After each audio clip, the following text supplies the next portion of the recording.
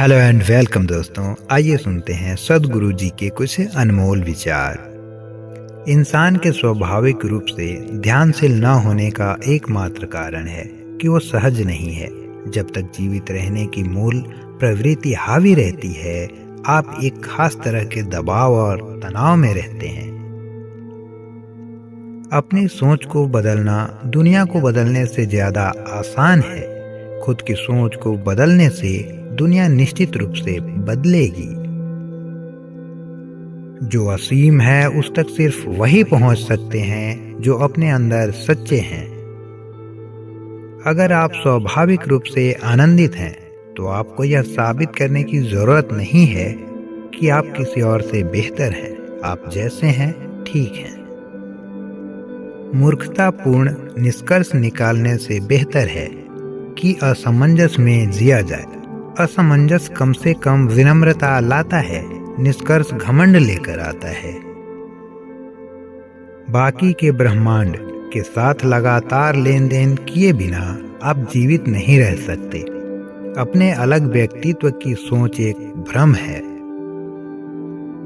आपको पता होना चाहिए कि अपनी यादों को अपने हाथ में एक थैले की तरह लेकर कैसे चलें। वो आपके जीवन का सार नहीं है, वो ऐसी चीज है जो आपने समय के साथ जमा किए हैं। गपशप करना तालमेल में न होने का संकेत है। अगर आप लोगों के साथ तालमेल में हैं, तब आप उनके बारे में गप नहीं करते।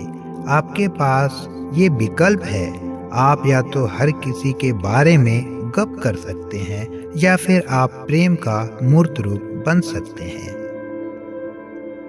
एक इंसान के तौर पर आपको हर चीज को सचेतन कर पाने का सौभाग्य प्राप्त है। इस विकल्प का प्रयोग करने में ही सारी इंसानी बीमारियों का समाधान है। आध्यात्मिक प्रक्रिया का मतलब है अपनी मुक्ति की ओर बढ़ना। इससे फर्क नहीं पड़ता कि आपके अतीत या वर्तमान की प्रकृति क्या है, सभी के लिए एक द्वार है। अगर आप बहुत तीव्र और केंद्रित होकर साधना करने को तैयार हैं, तो हम आपके दिमाग को पूरी तरह से बदल सकते हैं। कोई किसी को कोई बुरी बात इसलिए कहता है क्योंकि उसके अंदर कोई बुरी बात चल रही होती है।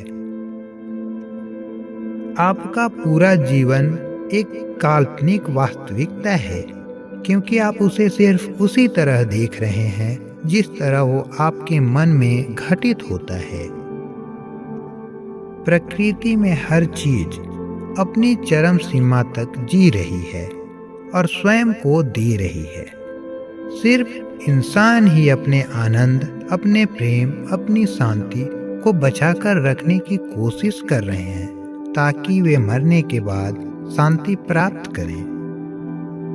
जीवन आपके ऊपर जो कुछ भी फेंकता है, अगर आप उसे झाड़कर गिरा देते हैं और उस पर खड़ा होना सीख लेते हैं, तो आप उसे अपने विकास, परिपक्वता और खुशहाली का आधार बना सकते हैं।